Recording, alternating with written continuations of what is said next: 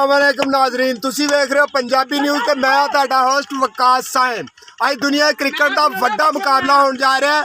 पहला semi-final T20 world cup का पाक इंग्लैंड ते न्यूजीलैंड दी टीमां दे दरमियान हो रहा है। अज असीं एक स्पोर्ट्स कंपलैक्स दे विच मौजूद हाँ, जिहदे बहुत सारे प्लेयर बच्चे क्रिकेट खेल रहे हैं। उन्होंने को जानने की कोशिश करांगे कि अज का मुकाबला किहड़ी टीम जितेगी ते किद्दां जितेगी। इस टाइम असीं एक बल्लेबाज कोल मौजूद हाँ।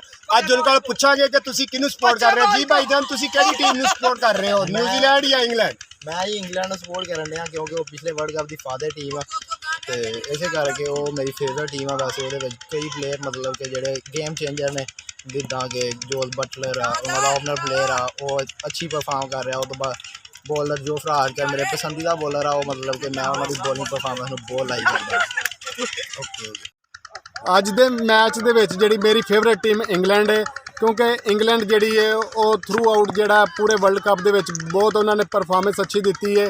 तो मेरी ख्वाहिश है कि इंग्लैंड जिहड़ा अज दा सेमीफाइनल जिते तो फाइनल दे विच जिहड़ा उहदा मुकाबला पाकिस्तान नाल होवे। इंग्लैंड दी टीम दे विच जिहड़ा बैटिंग साइड बहुत अच्छी है। बटलर जिहड़ा वा बहुत अच्छी जिहड़ा वा वो बैटिंग कर रहा, तो इस टाइम जिहड़ा फॉर्म दे विच उन्होंने नाल उन्होंने जिहड़ा मॉर्गन का भी जिहड़ा वा अपना साथ हासिल है।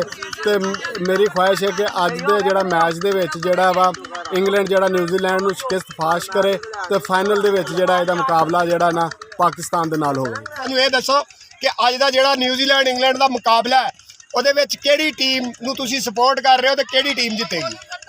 मैं सैम भाई अज का जो मुकाबला पहला सैमीफाइनल T20 और मैं सपोर्ट करन दिया वा इंग्लैंड नूं। इहदी वजह खास तौर पर यह वा भी न्यूजीलैंड दे नाल साडा मसला सिक्योरिटी दा वा, ते असीं सिक्योरिटी अल्लाह दे हुक्म दे नाल उन्हां दी सैट कीती आ। हुण इंग्लैंड वाला को उन्हां दी सिक्योरिटी सैट करवानी है।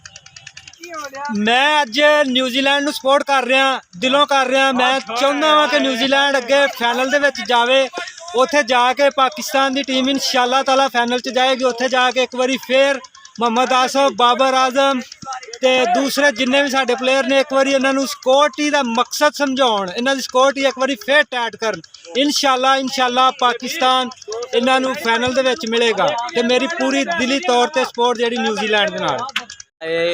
ये न्यूजीलैंड के बारे आ कि न्यूजीलैंड जिते सैमीफाइनल इंग्लैंड कोलों, तो वो फाइनल खेडे पाकिस्तान के नाल और पाकिस्तान उन्होंने मज़ा चखाए कि वो साढ़े नाल इत्थों मुड़ के चल गए ही पाकिस्तान दे विचों। सिक्योरिटी का मसला हल करना उन्हों का। जी, तुसी सुने लोगों के कमेंट, लोगों की सुनिया राय।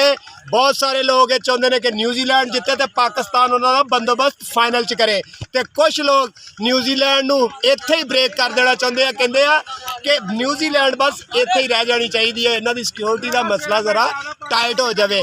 अज छक्किया चौकिया की होएगी बरसात, कल नूं भी होएगी पाकिस्तान ते आस्ट्रेलिया दे नाल। इहदे नाल ही वकास साहिब नूं दिओ इजाजत। अल्लाह हाफिज़।